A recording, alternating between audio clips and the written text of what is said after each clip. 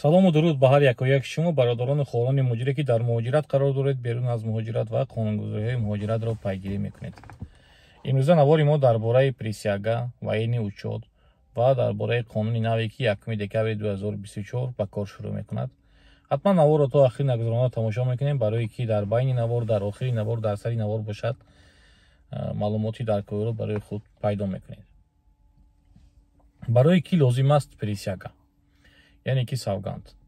ман мактуб кардам. мактуби ман дар шуъбаи асосии муҳоҷират дар ҳудуди Россия, яъне ки отдел по вопросам миграции, главное управление отдел по вопросам миграции Российской Федерации.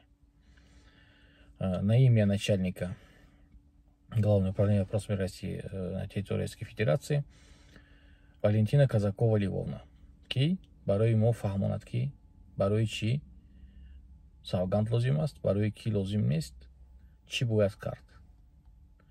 Ва дар бораи военни учёт бо 1-2 маълумотро гирифтам аз дигар шабакаҳои иҷтимоӣ ки дар кадом ҳолат метавонанд ки шаҳрвандии шумо бекор кунанд, бо чӣ сабаб. савганд лозим аст ба шахсоне ки дар айни ҳол шиносномаро гирифтагӣ нестанд. яъне ки фарқ надорад шумо то 1 сентябри 2017 бошад, баъд 1 сентябри 2017 бошад, ҳозир шумо шаҳрванди Россия ҳастед, яъне ки шиносномаро гирифтагӣ ҳастед. Этим лицам закон не касается. Қонун ба ин шахсон дахл надорад. Кратце ба забони русӣ мехонам ҷавоба барои шумо ба фаҳмотар шуданаш, баъд ба забони тоҷикӣ давом медиҳем. Закон касается тем лицам, для которых было принято решение о выдаче паспорта гражданина Российской Федерации, но до сих пор эти лица не явились на получение паспорта гражданина Российской Федерации. Принятое решение будет аннулировано для этих лиц. шахсоне ки баъди 2017 ба шиноснома ҳуҷҷатҳои худро пешниҳод кардед, лекин омада шиносномаи худро нагирифтед. сол 2022 шумо ба шаҳрвандӣ споридед, ё 2021 бошад, ё 2019, 18, 17, не ки ба сари шиносноматон наомадед, яъне ки рафта нагирифтед. барои шумо 23 ноябри 2024 қароре ки қабул шудааст бекор карда мешавад. яъне ки агар шумо боз шиносномаи русро гирифтанӣ бошед, шумо бояд ки ҳамаи корро аз нав кунед. шахсоне ки дар айни ҳол шиносномаро доранд, ба шумо лозим нест. ин официальный ответ отдела управления по вопросам миграции, главное управление.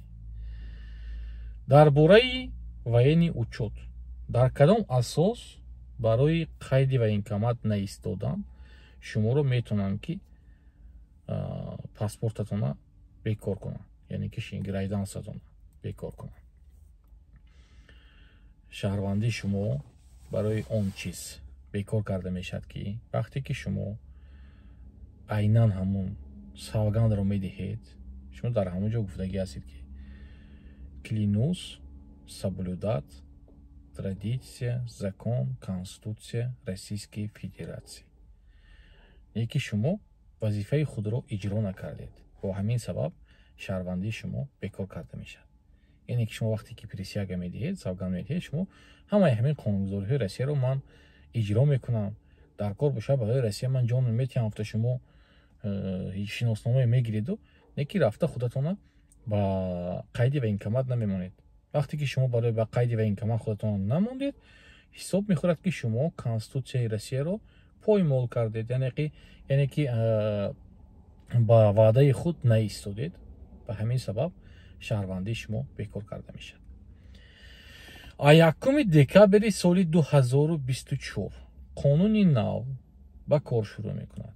яъне ки вақте ки шумо дохили Россия мешавед, дар шаҳри Москва ва дар сарҳади Озенки ҳозирашба ҳамчун эксперимент аппаратҳо гузошта мешавад ки изи ангуфтони шуморо мегирад, яъне ки дактилоскопия мегӯяд ба забони русиш, ва фотографирование, яъне ки акси шуморо мегирад, шуморо ба расм мегирад ва тафтиш мекунад ки шумо ягон камбудӣ доштед дар ҳуҷҷатотон ё ҳуҷҷатотон будагими набудагими, номатонро нав карид, насабатонро нав карид, ягон хел доғи судӣ доред, ягон чи доред, аз ҳамин нигоҳ карда баъд қарор мебарад шуморо ба Россия сар диҳад ё сар надиҳад. вақте ки шумо омадани Россия мешед, баъди 1 декабри 2024 ягон шаҳри дига ки биёед, мақсад Казан бошад, дигар Екатеринбург бошад, дигар ҷое ки ҳамин аппарат нест, барое ки ин аппарат камакак ҳамон ҳуҷҷатотумон ҷиҳату камбудитон бошада мебарад, барое ки изи ангуштои шумо уже дар ҳама ҷо ҳаст. дар баъзи субудиҳ мегӯянд центральна база даних иностранных граждан, дар ҳамон хазина ҳамаи кору бори мо бо шумо ҳамон рӯзе ки якум ба Россия омада қадам мондем ҳамон ҷо сабт мешавад.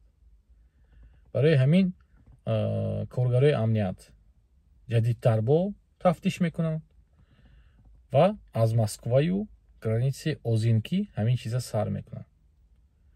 барои ҳамин эҳтиёт шавитон, омаданӣ боштон дигар шаҳрҳо ки биёитон, мақсад бо як тафтиши дигар мешад, бо 4 соат 5 соат маҳкама намекунанд, 10-20 соат давом мекунад, барое ки ҳар як каса изи ангуштиша мегиранд, сурат мегиранд, чӣ мекунанд, документотон 100% бошадам через дигар шаҳрҳо биёитон беҳтар, тезтар мегузаритон. мақсад аллоҳ меҳрубон ҳамотон нигаҳбон бошад. наворҳои навро дар шабакаи мо интизор шавед ва аз қонунгузориҳои Россия огоҳ бошед.